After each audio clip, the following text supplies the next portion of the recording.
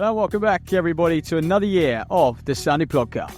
I'm Ollie Lum. And I'm Matt Seddon. Back in 2025 for our 5th season. You can expect more of this. He's claiming that he was ill before the semi-final, whatever, but, you know, I just feel like at that point he was just looking for attention. And some of this. And you normally say, no human is limited. So I can't limit myself, or I can't just say I can do. As well as event coverage around all the major races on the UK circuit. And if you're a fan of the pod, please give us a rating and review on your preferred podcast streaming service. And if you want to stay up to date with all the latest news, give us a follow on Instagram at Sunday Podcast. As always, thanks for listening. See you next time. And we hope you enjoyed the episode. Okay, welcome everybody. Special guest in Alistair Cragg today. 732, 3000, 1303, 5000.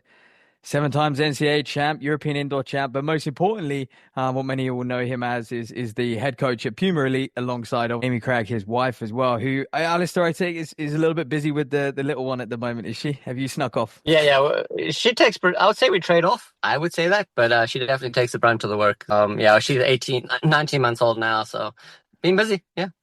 Very busy period for you, but great to have you on. And like I said, it would be great to just talk about what it's like being a coach. And I guess firstly, that starts with what it was like being an athlete first for you, because that's where your relationship with running started. So do you want to just, I guess, run us through how you got into the sport, but then how you ended up at Arkansas as well? Well, I started running at age 5, 6, but not competitively. My dad was an athlete. He didn't want to coach us, do track. We didn't do anything, but my brothers had asked him when I was 5 or 6 to get into running. And he said, well, if you can break 20, and we lived at altitude, if you can break 20 in the 5K, then I'll start coaching you. So they started coaching themselves, or just running every day, and I would tag along the back, and then they broke 20 and my dad got into coaching.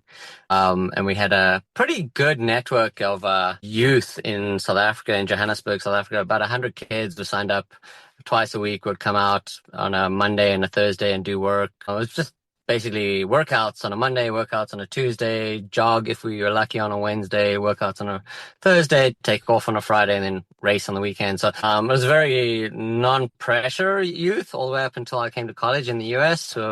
But we had a lot of success. I'd won quite a few national titles in South Africa. Made a couple world cross teams. Dad was a good coach, but we also just kept it as basics. Never really pushed the doubles and evening runs, kept mileage low, but I learned how to work out. So I learned the benefits of working out and the specifics of, I would say, what workouts mean. Basically, I wasn't doing it from the distance on the day approach. I was doing it basically what a workout's going to give me. So I think my mindset that I got into at a young age was the nuts and bolts of running, the intricacies. I was more excited about that. And then I went to university. I first went to first university, and I got an injury, kind of pulled out of the sport, quit the sport for about 8-9 months, and then I got sucked back into University of Arkansas with a great, probably the greatest coach I've ever seen or been around, John McDonnell. And I was lucky. I mean, I took whatever my dad had taught me, the eagerness to know these things, and yeah, John had a very plain meat and potatoes program and added a lot of strength orientated mileage, and I noticed the difference that gave me, and I had a lot of success under John. I tried to go to a marathoning under another coach. The other coach is a little bit more gizmo-y, I'll say, so that didn't work out because I think I was more of that meat and potato type mentality. And then I went back to John at the end, and then when I retired, I started working for an agent, but I did get married in the interim to Amy Cragg, now Amy Hastings, and I would say it didn't come easy for her. She had to do a lot of mileage to get there. So I started to see a different angle of the sport that I was coming in at. So when I retired in 2014, it was nice to support that hard work, grindy, like Seabiscuit type attitude. I think a lot of us track runners, we think we got given a gift and all we need to do is polish it and it feels good. And then I see her, and she came away with a world medal in 2017, and she probably worked for every ounce of it. She's very talented, but I wouldn't say she just got off a couch and things worked. She had to work for everything. So, I got to see that through the close relationships and the people I'd been around, and then working for Tom Ratcliffe and then helping Jerry Schumacher at Bauman Track Club, I got to see a lot of the other side of the sport that I thought I was part of. I thought it was about stroking workouts, this and that, and I got to see the hard-nosed work through hundreds of athletes, and what works and what doesn't. So I think it's just gravitated this way. I have no idea how we ended up this way. I mean, I do, but I didn't plan it, and there's no thoughts that this would have been the future. But, when you retired at age 33, 34, you basically have a PhD in running and nothing else.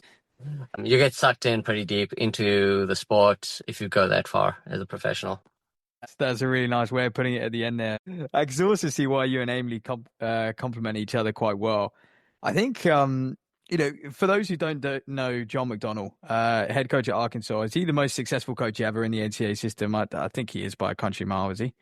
Yeah, I would say if you go in national title, I think we won 40 or 42 team ones, and it was multiple decades. So yes, shifting teams, and I think that's what made him so good is they were shifting philosophies, high mileage times, and then short times. Like he just figured things out. He's a farmer and very simple. And I think you'll find a trend is I try to find people that simplify things, because I noticed maybe I complicate things, but the smartest people I've been around have been very simple, very precise in what they do, and John was brilliant at that. I'd say he was a genius in his simplicity. Because I read once, I was reading up and read somewhere that you quoted to have said there's a lot of John McDonnell in the sport today that doesn't get recognized.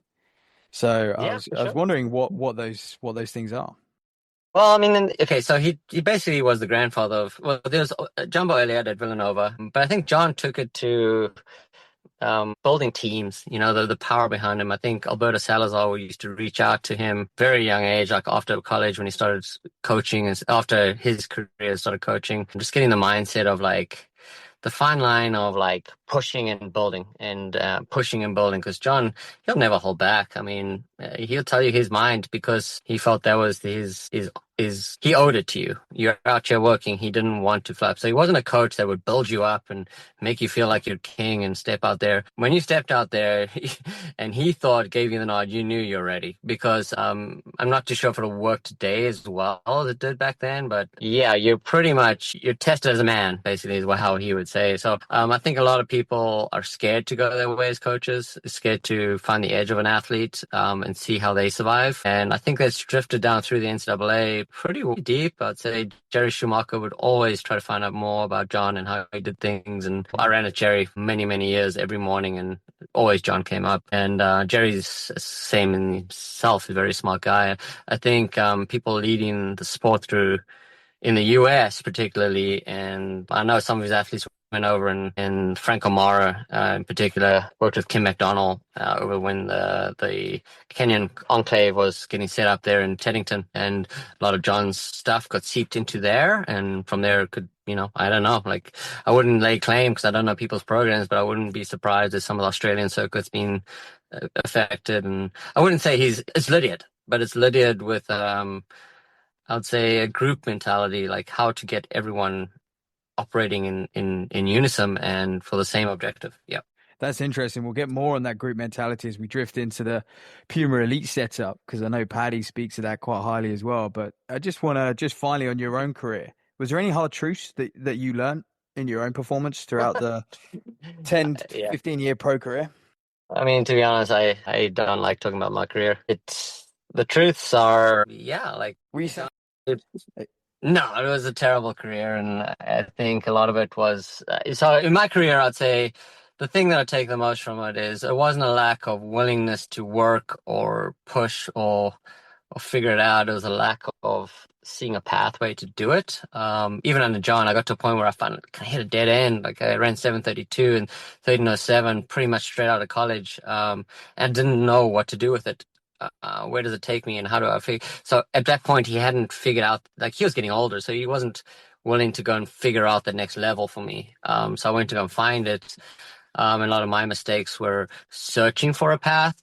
So I feel like there's a lot of for the good or bad. I mean, some athletes don't want to hear it, but like I need to show that path. And even if there's glass ceilings and things getting in your way that are hard to swallow, just ignoring them is exhausting. And it's exhausting at the end of your career when you walk away and you go, I don't know why I didn't work out. I wasn't that talented. I don't believe I've seen people like far less talented than others figure it out because they figured out the doors to unlock to get there. And I'd say my career probably would unlock one and jump into the next one and somehow think that I'm just going to barge. I wouldn't acknowledge these glass ceilings in my own career. So I'd say that's the most frustrating. I actually forget that I ran. The only time I refer to the times I ran is Amy and I would be able to really figure out certain tweaks and workouts and things where we need to hit the button and do these things. And then that's just based off us and other experiences we've had in training. So, I didn't learn anything good from my career. It's a common theme, right? People can get to a certain level. In your case, it was still a very high level, and the coach who took you there. Do you see that a lot in today's world as well? You know, there's coaches, especially in the NCAA, they know how to produce. I mean, now it's a 332 runner, right? But it used to be a 335 or a 336 runner. But then that next step is almost the hard part in many ways. Yeah, I mean, actually, where we train every day, 2 kids ran 7:30 this year, Parker Wolf and Ethan Strand. I know they coach really well, and we train at UNC in the same track. But I think Milt himself, and this is what makes him such a good coach, is he acknowledges that he could probably coach that level. He probably might coach them because it's the best path, but his ego would never jump in and say, hey, I can do this better than anyone else because I got them here. It's knowing a landscape and really engulfing yourself and absorbing it is the exhausting part of things as a coach. And I think in the NCAA, the recruiting kind of takes away from a lot of these coaches looking beyond. They have the capability. A lot of them are great coaches. It's mostly like the jobs they paid to coach college and load up again, because if they don't load up, they don't have a future job and they can't produce more champions. So it's they're kind of a catch-22 there. But very seldom you get a group where a post-collegiate setup is, in most cases, like where Jerry is now, and it has to be self-sufficient to a point where the professionals don't need to learn the lessons of running IQ that running IQ carries. So in those situations, you see a few pros doing very well with their college coaches because the runners are actually, they conduce to it. They don't need to have a lot done for them. Yeah, well, obviously. That leads us nicely onto Puma Elite, because I guess that is now your challenge. That is your current role. It started in 2021. Is that correct? Yeah, I mean, very, very blandly. I mean, we had like a hodgepodge crew. so yes, I'd say 2021, we had our first representations on races. So plain and simple, what are the goals of the program? Do you have goals? Do you have targets? Yeah, so the idea to start it was, I'd been through Bauman, working with Bauman, and it's kind of crazy to leave that to try something new. And we were on fire. I mean, we couldn't do anything wrong back in around 2020, 2019, 2018, 2017. But I felt there just needed to be more care for more, like you're recruiting one company, and I felt like I was going out with a golden ticket and giving it to kids. I wanted another opportunity to bring kids in, and sometimes I didn't agree with things, and I thought they saw things differently. I thought, right, what if we had more opportunities for other people? So I know the value of these groups. It's huge, and I see some of it shifting back to college, but I also see some of, and this is the peanut gallery over here, I see some of the trends shifting back to how I was getting coached by a collegiate coach. So I hope they don't fall in the same pitfalls I did, the limitations I felt, but I just saw how easy it is for our athletes, and it was for athletes at Bowerman, just to turnkey, go and get everything out of their bodies. And it took a while, and I feel like we're hitting a moment now in our group where people are starting to see that. They're starting to see that path. And that was the goal, to create that path. It's no longer about us coaching or teaching. It's these athletes coming in and just all they need to do is plug themselves in. And you don't have to dumb down their talents to show them the inadequacies anymore, because they don't survive with inadequacies. They get to go. And it's a fun place to be in a group. What do you mean? What do you mean by that? Sort of turn the key and go? Is it having a load of athletes who have a shared goal, and they're all heading towards the same aim, shared visions? Well, yes, and then also some of the athletes, The older athletes in the group are understanding the goal and understanding themselves in the group. So there's a lot of internal leadership getting created very quickly. And I wouldn't say it's outspoken leadership. It's like, this is how we do it. This is how we do it. In the beginning, you're teaching people how to do it, how to tie a shoelace, how to do this. And it's ridiculous, the kind of stuff you're teaching athletes. And it's fun to see, Patty Deaver, Pat Tiernan, Fiona, the people that step up and want to help. When you see people wanting to help, it takes a lot of burden and stress, and it's actually done in a better way because an athlete can understand how the other one thinks far closer. Because nothing more, there's very few things in the world that are as intimate as raising someone to a line. And these guys get to do it every day and every day together. They get to feel how strong or weak or soft or how depressed even. Like, you get to understand what's wrong with this guy. Like, he's a little off. They know each other far better than I know them, and it's far more effective that way. So the turnkey becomes really internal, and that's finding that was the goal, and I do feel like we got a sweet spot now. Yeah, when your messages, your ethos is being shared down from those elders down to the sort of new recruits, I guess. So on new recruits, what type of athlete are you looking for when you're out there picking up those college grads? I mean, there's certain levels of athletes you need to have. It's less and less with the shoes because I feel like some are more responsive than others. So you don't look at that athlete and go, wow, they just look great on the track and we should just recruit them. They're going to be great. I think we're looking towards the marathon a lot more. And that was the emphasis in the beginning. We got a slow start. It seemed like, because we were really recruiting future road marathoners and we're learning skill sets on the track. So we weren't looking for quick returns in the beginning. So we were trying to find big engines. Patrick Deaver, a massive engine. Tiernan, massive engine. The men's group, I would say, has got the strongest engine group. I couldn't run with these guys on a daily basis. Very few people that I've seen in the sport can run with our guys. And we have a critical mass now, which is kind of scary.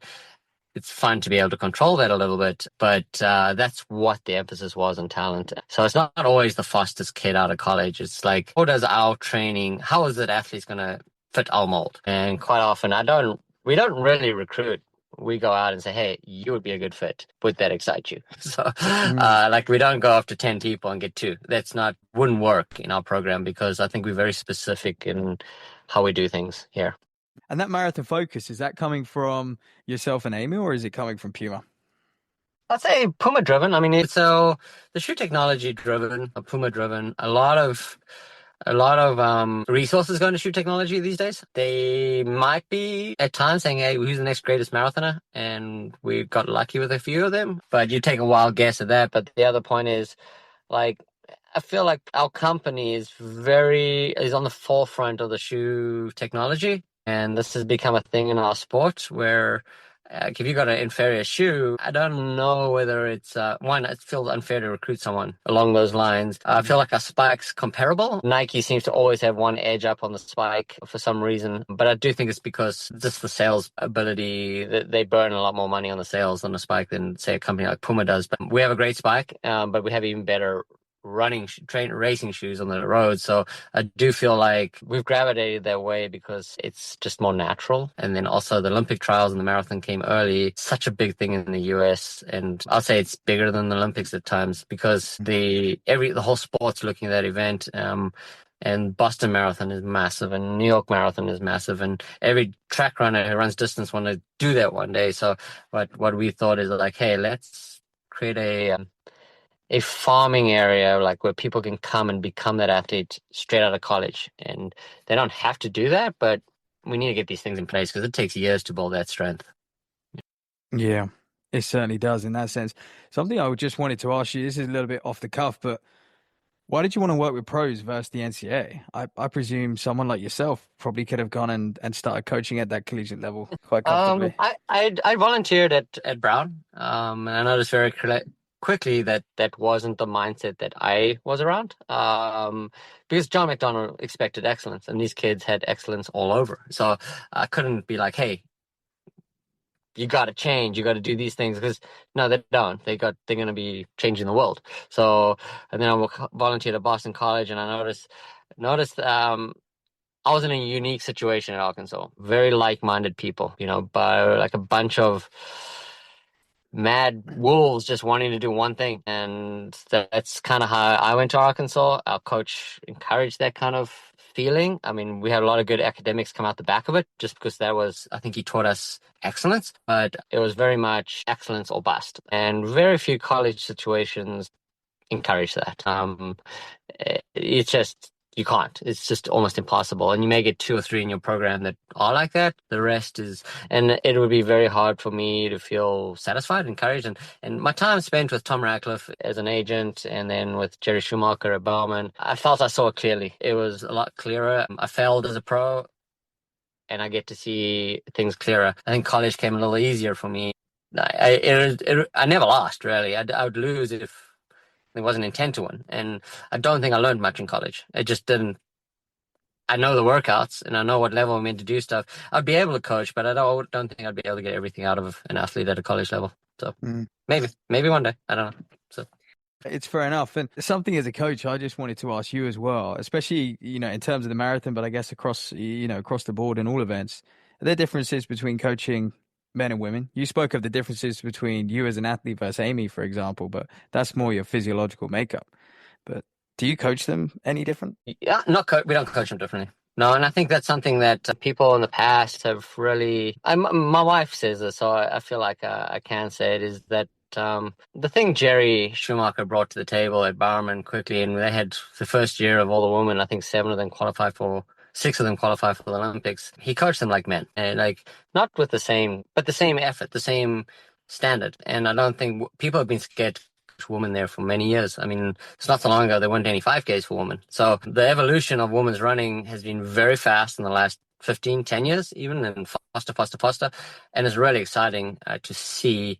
I still think there's a larger wiggle room with a woman's career. They could have years where it's a little bit off and you don't notice it as much, and the guy's a little bit more microscope over them. But in all, it's very, very comparable now. And I think the way you do it, I mean, you just got to speak to people differently, guys are a little bit more, tell me how it is, coach. And they all work together a little bit more. They want to go back and talk about running together more often.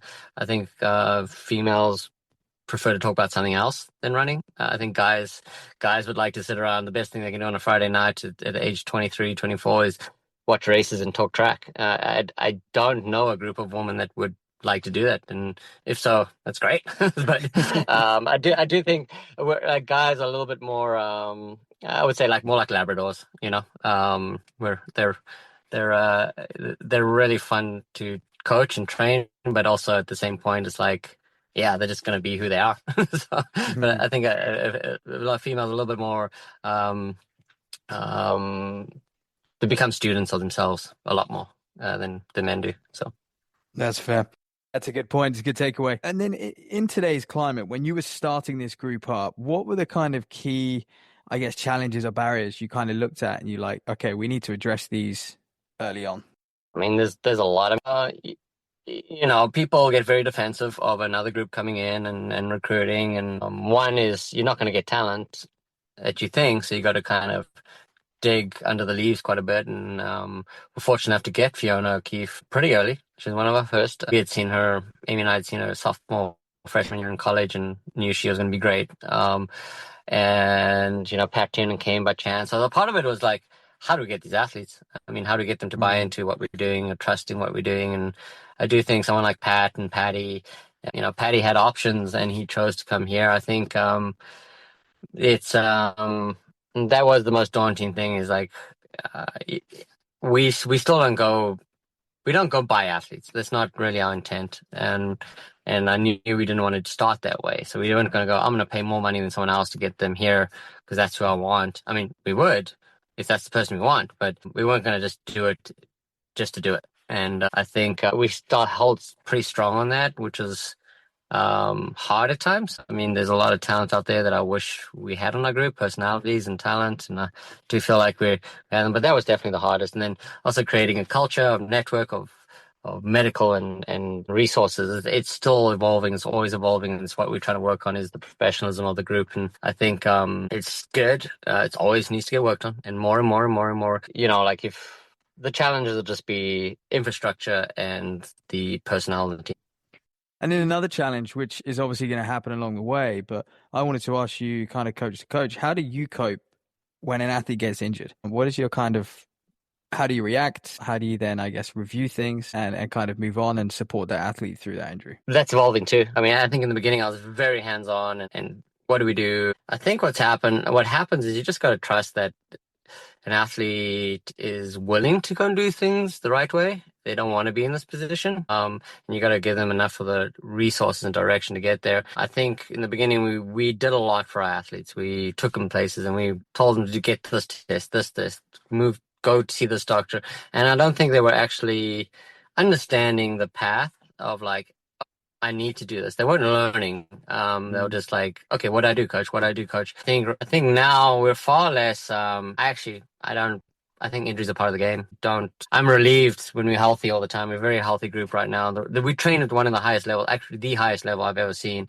Our injury levels are low, touch wood, but and I just feel at peace. I feel a lot more anxious in those moments when people are injured for them, but I don't feel like we got to replan, we figure out. And once you get a plan in place, I think athletes feel a little bit better about where they are. And I feel better about where they are. And when you got a group, it's much easier because guys would have a comeback with ladies. They can get into the ladies group. Sometimes the ladies can also sift into very out of shape guys and get pulled along, get fitter. So it's a lot easier when you do have a bunch of people in one stable. That's a good point. And right at the start, when you're steering the ship, and it's kind of on you, how are you going to build confidence with your program? Like, you've got the opportunity now to coach. Should I go plug in? Yeah, mate, you go plug in. Yeah. Yeah. That's a nice place. I can leave it on, but you might hear my kid running around dinner time. No, we can have a nice interval, man. Yeah, maybe I can get back into the office now. Yeah. So are you back in North Carolina now? Because for some reason, I thought you were in Utah, but... Yeah, I go in and out. I'm everywhere. Nice, man. Yeah. So the boys are up there, are they? All the boys and girls are in Utah at the moment. Track people are up there right now, and there's some bigger events that they're getting ready for. But a lot of the distance runners are recovering from. They took a bit of a break after Springs races and just recouping because some of them are going to do full marathons. Some of them are pivoting to where's my charger? NCAA. To USA. No, mate, I appreciate you. Yeah. Just too many calls today. Yeah, man, you're a bit. So are you still an agent alongside being a coach as well? Officially an agent, but I don't do any of the. Yeah, no. I just keep it. It was a hard, not hard. I mean, it was a test. Yeah. The test. Once I passed the test, I'm like, I'm gonna letting this thing go, man. Yeah. Definitely. Okay, you set? Yeah. Okay, awesome. Yeah, so just at the start of the group, when you get full control and you're steering the ship, did it take a while for you to gain confidence in your program, or did you know it was going to work? That it was just going to be a matter of time? I don't think our training is specifically good. It's not like, these certain things are so great that we got a secret weapon that everyone's getting. We're not trying to do that per se. We're not trying to find a new way to train or get an edge. I think what the confidence comes from, are we able to push the right buttons with the tool sets we have? And I felt like we had a massive tool set of experience, things we had seen. If I gave you a list of athletes that we had trained with, it'll be who's who of running in the US. It's been a lot of people that have come through around Amy and I in our career, and it'll be whether we have the right athletes for the right buttons and whether we have the right tools to push those buttons. So I think that was the anxious part and not everybody was successful. And I don't think we recruited we didn't know our strengths enough to know who we were recruiting to come in. So once we got our own personality, I felt a lot more confident. It's almost now like this person will work with us, go. And Taylor Rowe, all these people, it feels a lot more you're going to be good here. And I feel like that's a nice place to be in. However, in the beginning, we also, because you're trying to create from zero, there's no infrastructure, no group, no culture. It's just a bunch of people putting up a tent and starting something. You actually don't know where we're going to go, where we're going to evolve to. So yeah, that was the most anxious part is the training going to work? Yeah, I knew the workouts will work, but I didn't know if everything was going to line up that way. Yeah. So yeah, people came, left, but I do feel like that's just growing into a personality. Yeah, that's fair. And then on the training, what key components make up your training? Like I said, I don't know anything. So I would say because we recruited strength, it was by design. And I do feel like we emphasize hard-nosed strength, speed strength, distance strength endurance. Like it's just, that's something I didn't have, and it's something Amy worked hard to get in our career. I had strength in certain compartments, but not others. We work very hard on that. So there's a lot of fatigued work going on in trying to keep people in the balance. So I'd say I guess our philosophy would be long, slow approach to building that up, and finding holes and finding gaps in people's ability and the strength side of things, not how fast they are at things, just how they're recovering, how they can handle certain things when the different races, different events where the screws are tightened, and then trying to figure out what they need and how to do it. So that's really our philosophy, and Amy and I share that. We take like the youthful thing that I said with all the workouts that I had, I take it into more of a broad approach where not trying to figure out the workouts, and we never really do the same workout, because every workout I'm tweaking, trying to figure out like what do these athletes need and how does everyone fit together. It's like I don't think there's a particular thing that we hit on except using mileage and using fatigue to build the strength components we need. So yeah, I think I might know the answer to this one, but how do you set the effort around training? What are you measuring? Are you measuring heart rate? Do you operate at race pace? What do you refer to your athletes? like, we're old, man. We talk to them. We just talk. I ask how they're feeling. Each person 10 times a session. And that's the only thing we understand. Amy and I were athletes, you know. We understand that well. I mean, we lived it. It's like a hum to a song that only musicians understand. We get it, and we get that. And if someone says they're fine, and I can see it's a little bit off, I'll be like, what about this? So we talk a lot. We don't use heart rate. They have it. I mean, Patty lives on it. I let them use. They do lactate test. We do all these things. I'm happy for them to do that. It doesn't change. It does sometimes. Like if I go, that guy looked like crap, but yes, it's actually the lactates were way too high.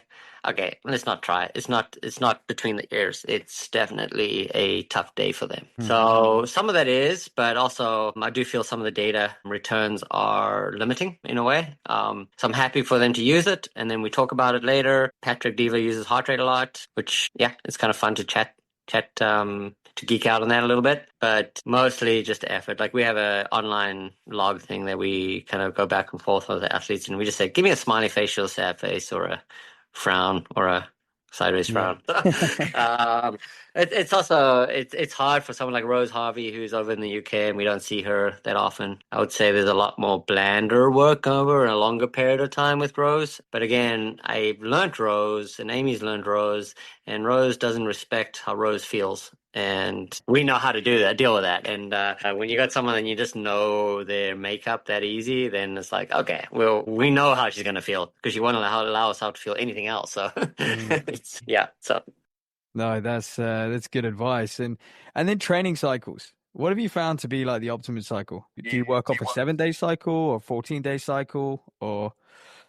We actually mostly at 7-day at sea level. We stay there. To be honest, we just shift it around based off how important everything is in their build. We don't really just do a long run just to do it. We try and put it into the cycle at the right place. And 7 days seems pretty good, because you're going to keep things pretty simple. You got one long workout, one short workout, and a long run. I mean, you're getting your meat and potatoes there. And then as things get a little bit more specific, those shift around a little bit, and what becomes more relevant becomes more dominant. So if you need more space between the long runs, we give it. And altitude, obviously, that becomes more important to be able to shift it around. So I wouldn't say there's a particular cycle, but naturally with rest days and whatever. 7 days, just it makes sense without trying to be fancy and reinvent the wheel. We stick to 7 days mostly, unless we're trying to do more specific stuff. And so mostly last 6 weeks of a marathon build, things change up, or track season, last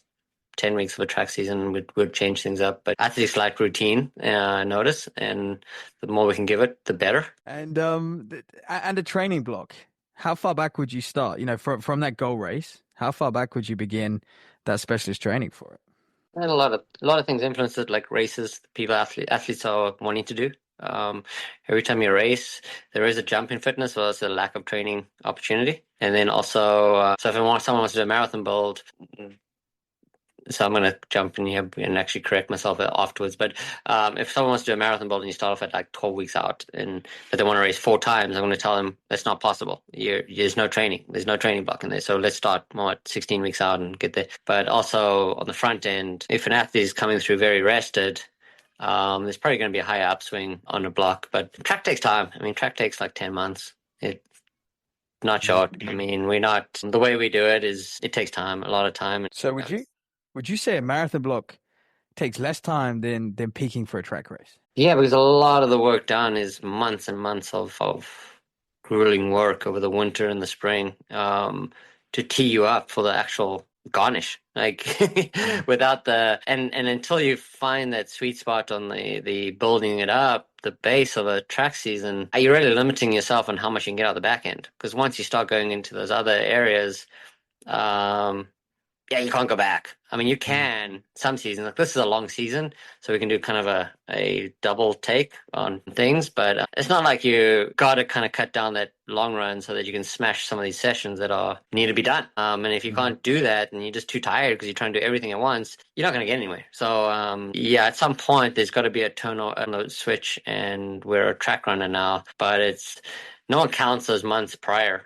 Yeah, I'd say that's people. That is the build. But once you switch that switch, I mean, you can go. It depends where the athlete is and how smooth the build went. But I would say most cases for us about 6 months of putting foundation blocks in, and then I'm just tell them it is where it is. We go. Yeah. I think something you have been known for is, I guess people might refer to you as, anyone who works under, coached by you, and especially Jerry as well. Similar, is you guys have a reputation that you are cautious to race your athletes. Is that fair? And if so, you mentioned a little bit there. You obviously can't train around races, but is there not a benefit to racing a lot as well? Well, I mean, if you look at our spring, everyone ran 2 or 3 half marathons, and that's true. We had a very good fall. And I knew we had created some wiggle room for ourselves to go and have fun. It's like I didn't have to sit here, and we didn't have to sit and put more in the silo. We're good. We can go burn some of this hay. And in fact, we needed to slow them down a bit because there was such good energy over the fall, and the group was rolling, that if we didn't do that, they weren't going to make it anywhere. Yes, there is a benefit, but whole race yourself into form. Yeah, I mean, we've got enough workouts that could get you that, trust me. And we have enough people around you to get you that. We put you in a race when you're going to win and when you're going to achieve things. And the better we set ourselves up over the fall, the more opportunities we have. We'll go out and have fun. And I'd say we had a lot of fun this spring. Guys raced 3 or 4 times in a marathon build, which is unheard of. We had a lot of track races. I don't know if I've been home on a weekend for, I don't know, since November. It's true, but some athletes do need to do that foundational work before they can step out there, especially if their goal. It's not really what I think they could do. So the other philosophy we have here in the group is we're not really coaching people to PB. That's not really our intent. And I don't really, if someone says, hey, I want to come and train there, I want to see if I can PB this year, I'm like, okay, that's fine, but that's not really interest me. There's a level of excellence, and we have to come to agreement before. It could be somebody who wants to go to nationals or make a team or get a medal. And once we set that bar, we're coaching at that level. We're coaching you to get to that level. So don't tell me you want to get there and race a lot and see where you are. But when the bar and the expectations results are up here, they don't line up. So if somebody wants to be this good, yeah, we're going to stay in this phase for a lot longer before we race, because we need to make you as good as you wanted, as the ask was, not. So a lot of the times with the lack of racing, it's because the athlete's not ready to do the things that they're expecting to do. So, yeah.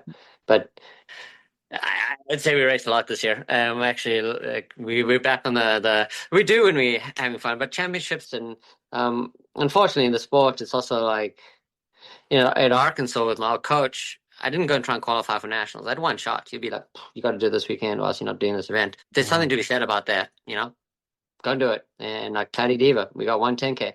If it doesn't work out, well, you're not doing this. We're going to do the 5K. So I think with him too, he's like, we come to an agreement like, yeah, well, that 5K makes no sense because I really want to be ready for this 10K. That's how there's a communication. It's not like you're not allowed to race, but if his expectations on 27 flat or 2650, yeah, he can do the 5K. I don't care. It won't really do anything good or bad for him. So, yeah, I'd say the reputation, honestly, I don't know if there should be any reputation for us. We're not really there yet, but I think that's where the mindset comes from. Lack of racing would be why. There always has to be a why. I think early in a build, it's fine to play a little bit, but you got to be okay that you're going to get your butt handed to you at times. But that's also important. I think every year I start off Diva and crew at a Manchester, Connecticut road race, and they just get manhandled. And there's something about starting that those juices, those racing juices, and yeah, there always has to be a purpose, in my opinion, to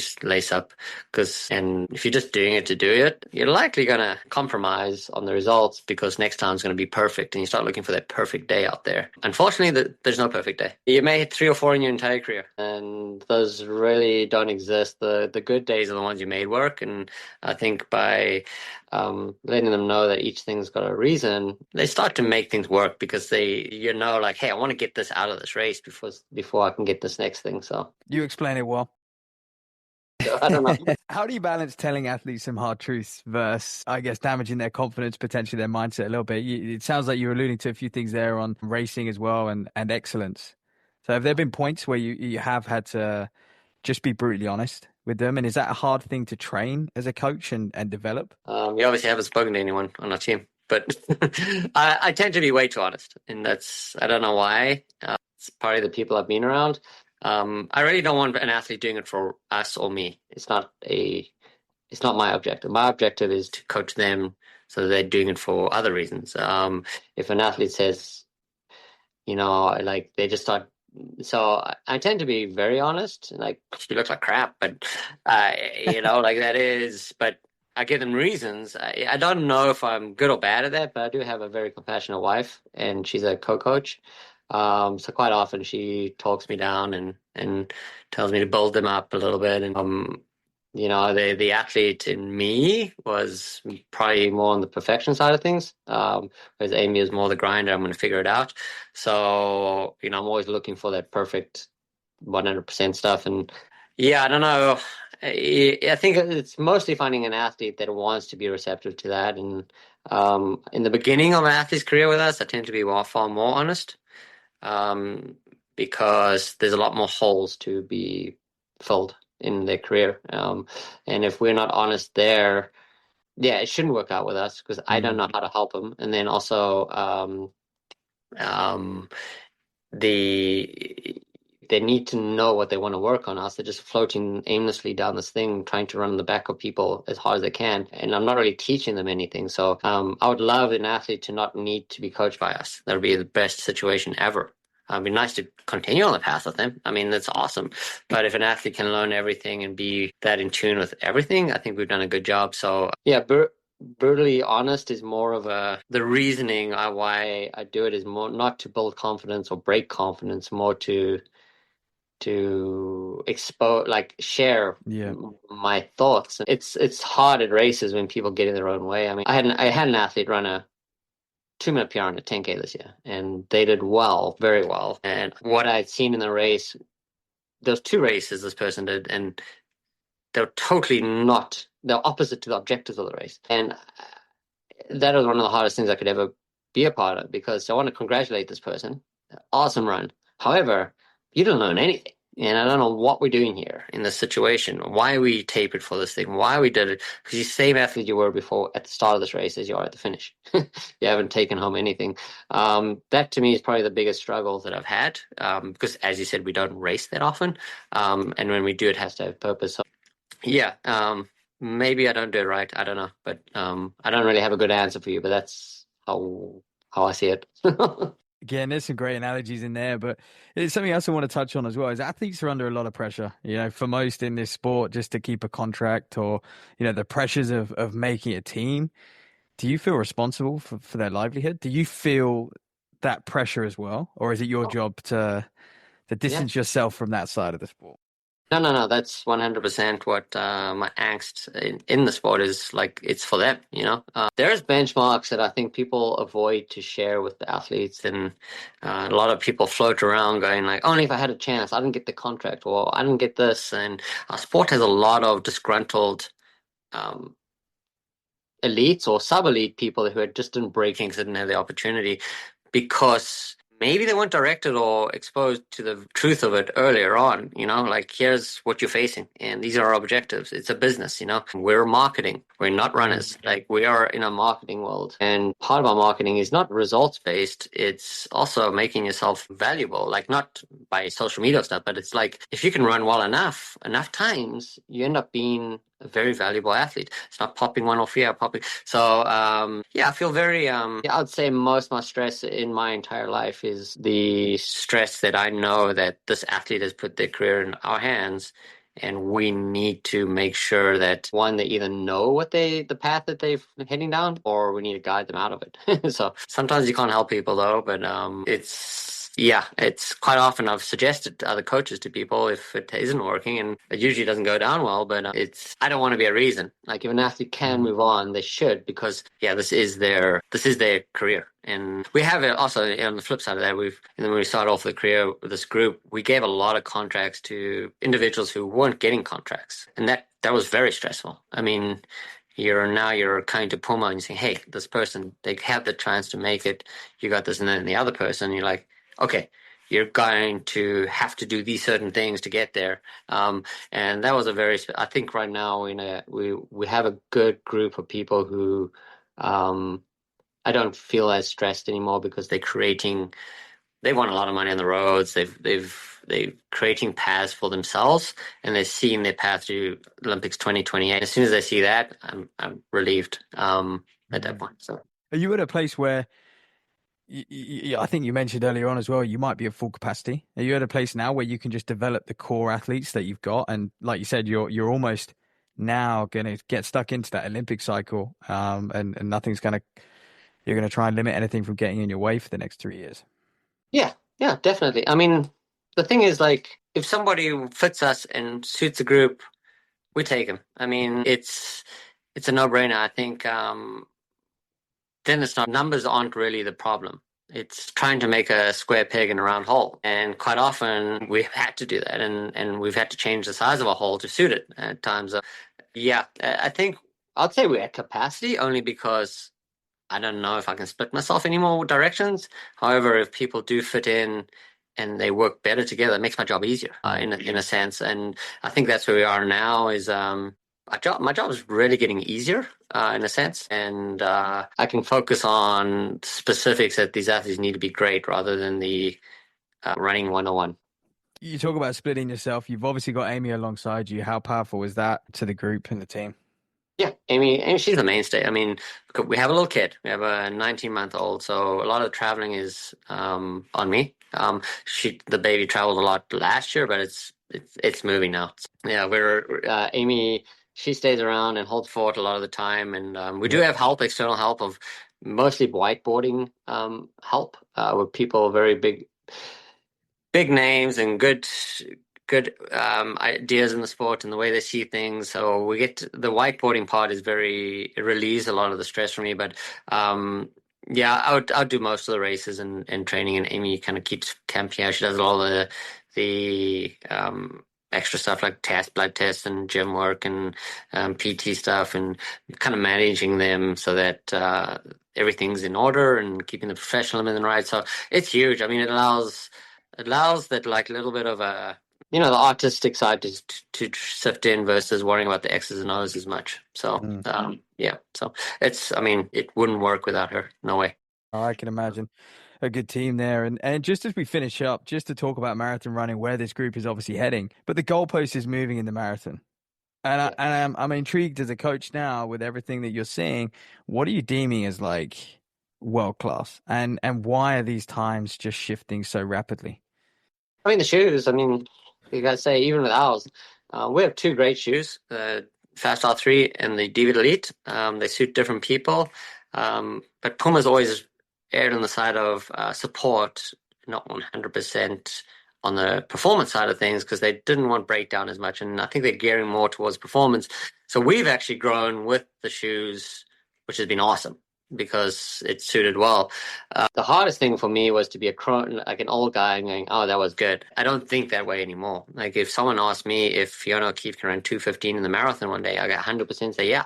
Like it doesn't make sense that she shouldn't. And in 3 years' time, if the technology moves in another direction, if that's 2:10, 2:12, yeah.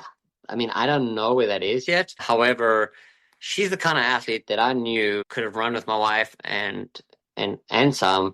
And my wife could have been she's run 2:21. I believe that Fiona is probably in a better turn. She's younger and she's getting more of a turnkey situation.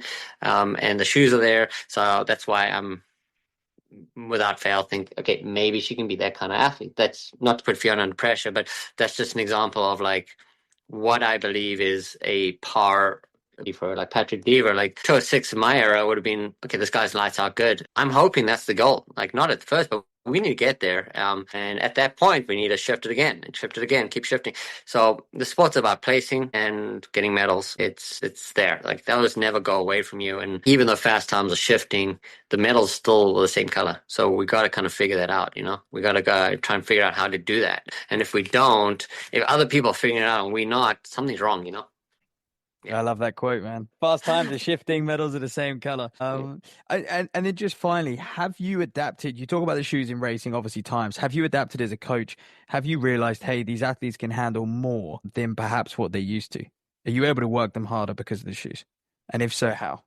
Yes, but that's also a trap. I feel like we work them hard. I don't know, to be honest. It's that, and we spend so much money and resources on therapy, more than I've seen out there. So I think between the shoes and the therapy and the PT, I think there's more of a professionalism around the sport. And it's sifting further out. Multiple people, groups, and things have to go that way because you race more, you're getting more treatment and things like that. So I'm still very cautious because there's other systems that take a toll, and we don't know if the endocrine systems, so we're still early in this whole new double threshold stuff that people do, and the shoes pushing people. Yes, you can do 2 marathon build-ups, your legs can do it, but we know how people have abused thyroid medication in the past, and it made a difference. So are people actually relying on, by using the shoes more often, are the other systems having to take over? So yeah, I'm trying to keep an awareness, and Amy too. We're very conscious, a lot of blood tests, working with doctors, and making sure we're not putting our athletes in harm's way there too. So stress fractures, yes, I think we can get away with training harder. I'm eager to see how the longevity of careers last over this next 5 to 10 years. Are people going to run into their 30s and late 30s? And do they have to anymore? Because the returns are so quick. We had to wait until we were late 20s, early 30s for results to come. It's happening fast for athletes. It is. On the medical side, I read up on the Puma Elite. Was that one of the big reasons you chose North Carolina and where you're located? Yeah, one of the many. We didn't know for sure, but between NC State, they wouldn't NCAA cross on the women's side most years. Duke is a high-end university, private school, great medical school, and UNC, which is a big sports school, is the Michael Jordan school, and that's also got a good medical school. The networks were here. Right. It's here. However, we're always searching. We outsource. A guy comes in every 2 weeks. He's like our mechanic, our wolfman, comes in and kind of works on the athletes, getting everything tuned up. And we have a lot of, we have a great massage therapist who used to work on, Shalane Flanagan came to school here, and she used to work on Shalane back in the day, and she's really good with her hands. And I think it's endless because the coaches talk. I mean, we all have really good in the area, and if someone pops up, we're all like, hey, you got to use this doctor. They do good for that. So it's great. I mean, the running here, the weather, it's crazy that this hasn't been an area that has been honed in as a great running spot in the US, but it's by far the best I've been around, for sure, particularly at sea level. Well, you might have just made it busy, and now everyone's going to be...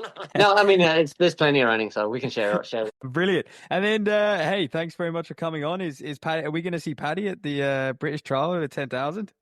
We're in debate. Okay. So that is the plan. But he's come off a little bit of a break. I try to reset his engines, and that is the plan. So don't hold me to it, because I got to see how he comes back. We'll see. Sure, we put our trust in you. But thanks so much for coming on, Alistair. It's been a pleasure. Yeah.